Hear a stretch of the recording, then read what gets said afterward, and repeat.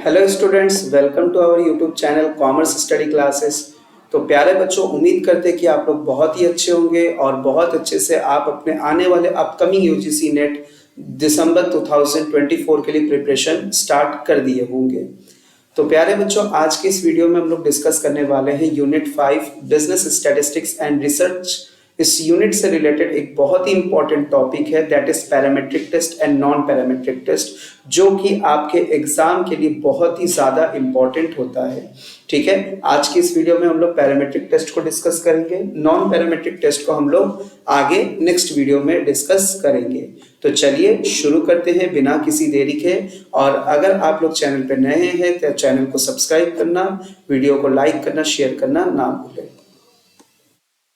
तो सबसे पहले यहाँ पे मैंने आप लोगों के सामने पैरामेट्रिक टेस्ट रखा है। और पैरामेट्रिक टेस्ट कितने टाइप्स के होते हैं? T test, Z test and F test. First of all ये जानेंगे हम लोग कि पैरामेट्रिक टेस्ट होता क्या है। तो जब हम लोग किसी ग्रुप का टेस्ट करते हैं, क्या किसी ग्रुप का टेस्ट करते हैं, हम लोग किसी भी ग्रुप ऑफ मीन्स का टेस्ट करते हैं, ठीक है। जब हमें किसी भी पॉपुलेशन का नॉलेज हो कंप्लीट, जब हमें किसी भी पॉपुलेशन का नॉलेज हो आपको कंप्लीट, ठीक है, पॉपुलेशन का कंप्लीट नॉलेज हो, साथ ही साथ सैंपल आपके इंडिपेंडेंट हो, क्या हो, सैंपल इंडिपेंडेंट हो। तो जब ये चीजें फॉलो होंगे तो क्या हम लोग करेंगे, वहां पे पैरामेट्रिक टेस्ट यूज करेंगे। तो ग्रुप टेस्ट, ठीक है, तो किसी ग्रुप के बारे में हमें टेस्टिंग करना है, साथ ही साथ पॉपुलेशन का नॉलेज में पूरा हो, और साथ ही साथ जो आपका सैंपल हो वो इंडिपेंडेंट हो, ठीक है। तो जब ये तीनों चीजें फुलफिल होंगे तो वहां पे हम लोग कौन से टेस्ट को अपनाएंगे, पैरामेट्रिक टेस्ट। अब हम लोग बात करेंगे पैरामेट्रिक टेस्ट कितने टाइप्स के होते हैं। तो first of all T test, ठीक है, टी टेस्ट होता है।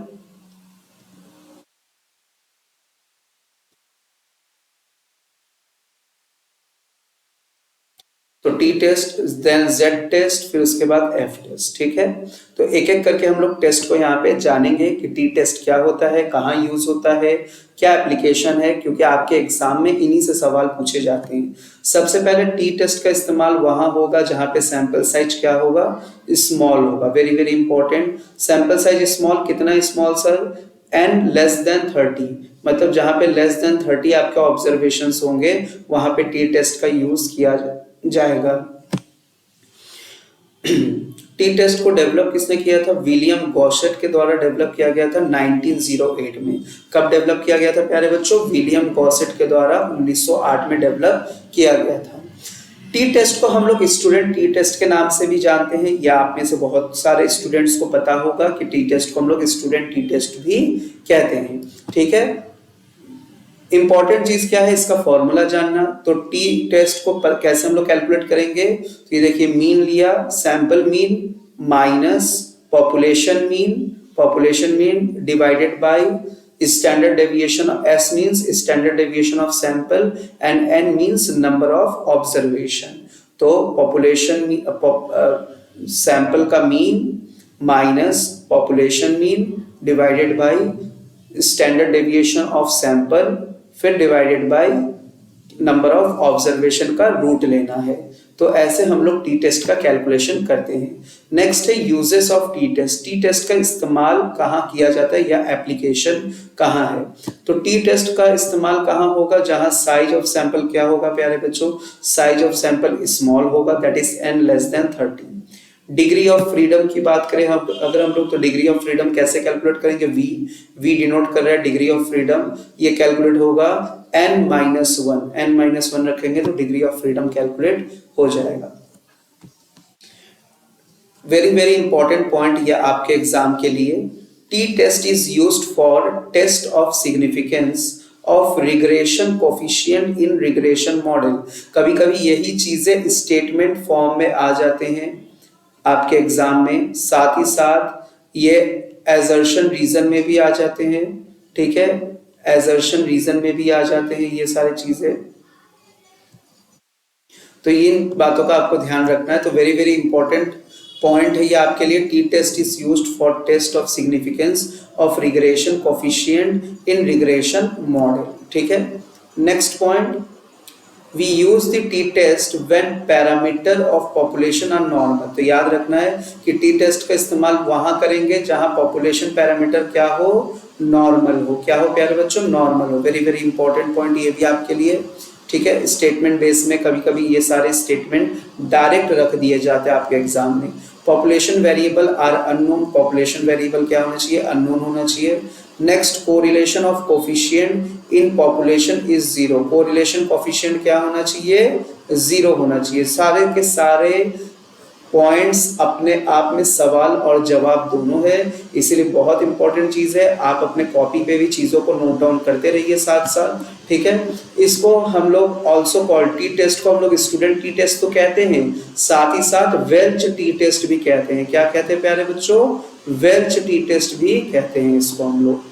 चलिए, तो ये हो गया टी टेस्ट के बारे में। तो एक बार रिवाइज कर लेंगे हम लोग।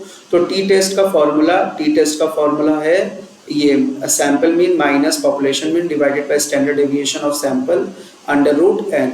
यूज ऑफ टी टेस्ट कहाँ यूज होगा, सैंपल साइज छोटा होना चाहिए, less than 30, degree of freedom v is equal to n-1। T test is use for test of significance of regression coefficient in regression model. ठीक है, next, we use the T test when parameter of population are normal, population variable are unknown. Population variable क्या होगा, unknown होगा। Correlation of coefficient in population is zero, correlation coefficient क्या होगा प्यारे बच्चे, zero होगा।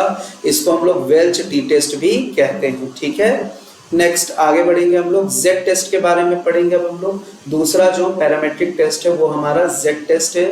जेड टेस्ट को किन्होंने दिया था, फिशर ने। तो याद रखिएगा, टी टेस्ट को गॉसेट ने दिया था, विलियम गॉसेट, और जेड टेस्ट को फिशर ने दिया था। ठीक है, ये बताया ना अभी यहाँ पे आप लोग को, हाँ, विलियम गॉसेट ने दिया था और जेड टेस्ट को फिशर ने दिया। ठीक है, तो यहाँ पे correlation of coefficient of population not zero, correlation coefficient क्या नहीं होगा, जीरो नहीं होगा। ठीक है प्यारे बच्चों,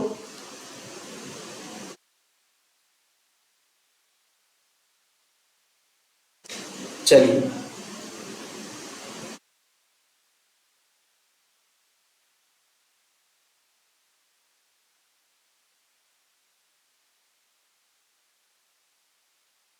तो इसका फॉर्मूला देखेंगे हम लोग। तो देखिए इसका फॉर्मूला क्या है, z is equal to sample mean minus population mean divided by standard deviation of population, ये standard deviation of population divided by number of observation. यहाँ देखिए सारे चीजों के बारे में लिखा है। तो ये क्या है, x बार क्या है, mean of sample, mu zero क्या है, mean of population, standard deviation of population ये है, और n क्या है, नंबर ऑफ ऑब्जर्वेशन, n क्या है, नंबर ऑफ ऑब्जर्वेशन। ठीक है, ये रहा। अब बात करेंगे, जिस तरीके से हम लोगों ने टी टेस्ट का यूज देखा उसी तरीके से हम लोग देखेंगे कि हमारे जेड टेस्ट का इस्तेमाल कहाँ होता है। तो जहाँ पे सैंपल साइज क्या होना चाहिए, बड़ा होना चाहिए। कितना बड़ा होना चाहिए सर, ग्रेटर देन 30, क्योंकि लेस देन 30 के लिए तो टी टेस्ट का इस्तेमाल करते हैं। दूसरा, Z test is use to determine whether two population mean are different. Z test का इस्तेमाल क्यों करते हैं, ये चेक करने के लिए करते हैं क्या दो पॉपुलेशन मीन अपने आप में डिफरेंट है कि नहीं, अलग है कि नहीं। तो ये कब कर पाएंगे, जब पॉपुलेशन का वेरिएंस हमको पता हो। यहाँ पे पॉपुलेशन का वेरिएंस पता होना चाहिए। क्यों पता होना चाहिए, जिससे कि हम लोग ये पता कर पाएंगे कि दो पॉपुलेशन मीन आपस में डिफरेंट है कि नहीं। ठीक है, तो पॉपुलेशन वेरिएंस यहाँ पे नोन होना चाहिए, टी टेस्ट में अननोन होना चाहिए। ठीक है, next, Z test is based on standard normal distribution. याद रखिएगा, Z टेस्ट किस पे आधारित है, स्टैंडर्ड नॉर्मल डिस्ट्रीब्यूशन पे बेस्ड है। वेरी वेरी इंपॉर्टेंट पॉइंट है, बहुत ज्यादा इंपॉर्टेंट है एग्जाम के पॉइंट ऑफ व्यू से। Z टेस्ट को हम लोग क्या कहते हैं, लार्ज सैंपल टेस्ट भी कहते हैं। Z टेस्ट को क्या कहते हैं प्यारे बच्चों, लार्ज सैंपल टेस्ट भी कहते हैं। तो अगर आप लोगों को वीडियो पसंद आ रहा हो तो वीडियो को आप लोग लाइक करना प्यारे बच्चों ना भूलें। ठीक है, तो वीडियो को आप लोग लाइक करना ना भूले, शेयर करना ना भूले, और चैनल को ज़रूर से प्यारे बच्चों सब्सक्राइब कर ले, क्योंकि आप लोग का सब्सक्राइब करना, लाइक करना, शेयर करना ही मेरे लिए मोटिवेशन होता है। ठीक है प्यारे बच्चों, चलिए नेक्स्ट हम लोग बात करेंगे प्यारे बच्चों एफ टेस्ट, जिसको कि हम लोग एनोवा भी कहते हैं। ठीक है, एफ टेस्ट को हम लोग एनोवा भी कहते हैं और साथ ही साथ वेरियांस रेशियो टेस्ट भी कहते हैं प्यारे बच्चों, वेरियांस रेशियो टेस्ट भी कहते हैं। इसको किन्होंने दिया था? इसको फिशर ने दिया था। किन्होंने दिया था प्यारे बच्चों? फिशर ने दिया था। ठीक है, एफ टेस्ट को आगे बढ़ेंगे हम लोग। F test is used to the two independent estimation of population variance. F test का इस्तेमाल कहाँ करते प्यारे बच्चों? दो independent estimation of population variance के लिए किया जाता है। ठीक है, two sample have same variance, दोनों सैंपल का वेरिएंस क्या होना चाहिए? सेम होना चाहिए। ठीक है ना, जैसे कि S1 का स्क्वायर एंड S2 का स्क्वायर, ये क्या है? Sample variance. ठीक है, नेक्स्ट एफ टेस्ट का वैल्यू कैसे आप लोग कैलकुलेट करेंगे? तो लार्ज सैंपल वेरिएंस, ठीक है, उस large sample variance divided by small sample variance, large sample variance divided by small sample variance। variance आपको को पता है स्क्वायर, ठीक है ना, करके हम लोग निकालते हैं। तो the variance ratio is equal to S1 का स्क्वायर डिवाइडेड बाय S2 का स्क्वायर।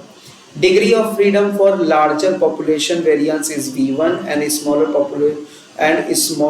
पॉपुलेशन का क्या होना चाहिए प्यारे बच्चों? डिग्री ऑफ फ्रीडम V2 होना चाहिए। ठीक है ना, लार्जर पॉपुलेशन का V1 और स्मॉलर पॉपुलेशन का वेरिएंस के डिग्री ऑफ फ्रीडम क्या होगा? V2 होगा। और डिग्री ऑफ फ्रीडम आप लोग कैसे कैलकुलेट करेंगे? V is equal to N-1, जो कि अभी मैंने आप लोगों को समझाया। ठीक है ना, ये देखिए आगे मैंने लिखा भी है और टी टेस्ट में भी अभी आप लोगों को बताया भी था मैंने। नेक्स्ट है देखेंगे यहाँ पे the null hypothesis of two population variance equal. Null hypothesis किसको कहते हैं प्यारे बच्चों? H0। तो H0 ये देखिए, ये चीज होना चाहिए, ये कंडीशन फुलफिल होना चाहिए एफ टेस्ट के लिए। Null hypothesis of two population variance are equal. ठीक है, तो variance of V1 N-1, variance of V2 N-2 होगा। ठीक है, चलो अब हम लोग बात करेंगे मोस्ट इंपॉर्टेंट चीज कि जिस तरीके से हम लोग ने देखा कि Z टेस्ट का यूज कहाँ है, टी टेस्ट का यूज कहाँ है, उसी तरीके से हम लोग बात करेंगे कि एफ टेस्ट का यूज कहाँ किया जाता है।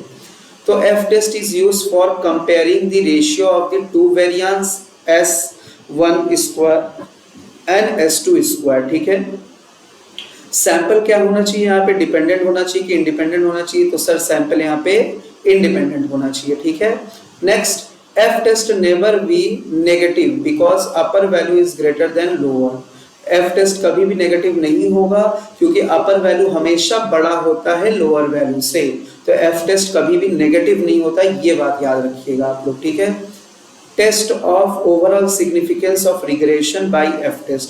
तो ओवरऑल रिग्रेशन का ओवरऑल सिग्निफिकेंस टेस्ट करने के लिए, रिग्रेशन का ओवरऑल सिग्निफिकेंस टेस्ट करने के लिए हम लोग एफ टेस्ट का यूज करते हैं। ठीक है, तो आप लोगों ने समझ लिया कि एफ टेस्ट को हम लोग कहाँ कहाँ यूज करेंगे। F test is use for comparing the ratio of the two variance S1 square and S2 square. Sample must be independent होना चाहिए।